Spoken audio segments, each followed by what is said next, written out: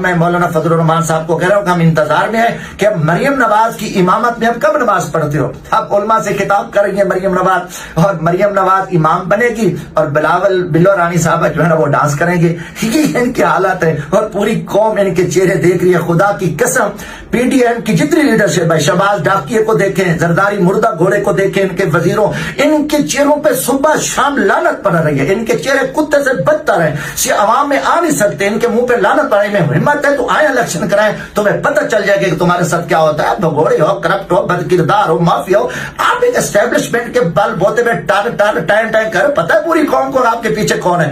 پتہ ہے کہ سپریم کورٹ کے فیصلوں پہ عمل نہیں ہو رہا. پتہ ہے سپریم کورٹ اور ہائی کورٹ پہ حملے کون کر رہے ہو. تمہاری تو ایک ایس آئی لیول کے بندے نہیں ہو، تمہارے پیچھے اسٹیبلشمنٹ ہے اور پوری پاکستانی قوم کو پتہ ہے آپ چور ہو اور رسوا ہو چکے. انشاءاللہ تعالیٰ آپ دیکھیں نواز شریف پہ کیا، جیسے شیطان پہ صبح شام لعنت برستی ہے، نواز شریف پہ لندن میں صبح شام لعنت برستی ہے اور ہر طرح رسوا ہو چکے. انشاءاللہ تعالیٰ پاکستان عمران خان بنائے گا، پاکستان دنیا پہ ترقی کرے گا. فوج ہماری ہے اور جو فوج کے ٹھیکیدار ہیں جو بیٹھ کے فوج کو پی ڈی ایم کو اس پہ پراپیگنڈے کریں، انشاءاللہ تعالیٰ اللہ تعالیٰ کے فضل سے ہماری فوج کا قد کاٹ بھی دنیا میں آگے جائے گا. اور فوج کو جو بدنام کرنے والے لوگ ہیں پتہ ہے اس میں زرداری پہلے نمبر پہ ہے اور نواز شریف ڈاکو وہ دوسرے نمبر پہ ہے، جو مودی کو کہتا رہا اور حسین حقانی کو کہتا رہا کہ میں فوج سے خطرہ. یہ بھی پاکستانی قوم کو پتہ ہے کہ یہ فوج کے خلاف کون تھے. پی ڈی آئی الحمدللہ پاکستان کی 24 کروڑ عوام کی محافظ جماعت ہے.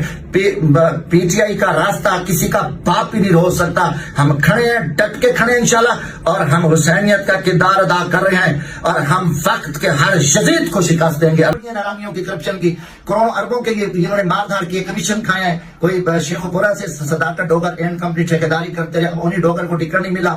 وہ پہلے نون میں کھڑے تھے، پھر پی ٹی آئی میں جب ان کو پتہ چلا کہ یہ کرپٹ لوگ ہیں، پیسے لیتے ہیں اور مافیا ہیں عبدالحی دستی کا سیاہ چہرہ جس کے گھر سے 15 کروڑ پکڑے، اب یہ بھی بول رہا ہے. اشرف زند کو دیکھیں گے، سارا ایک مافیا ہے، ان کا کوئی مستقبل نہیں ہے اور قوم نے ان کو ٹھکرا دیا. یہ تو 200 ووٹ کی حیثیت والے نہیں رکھ رہے.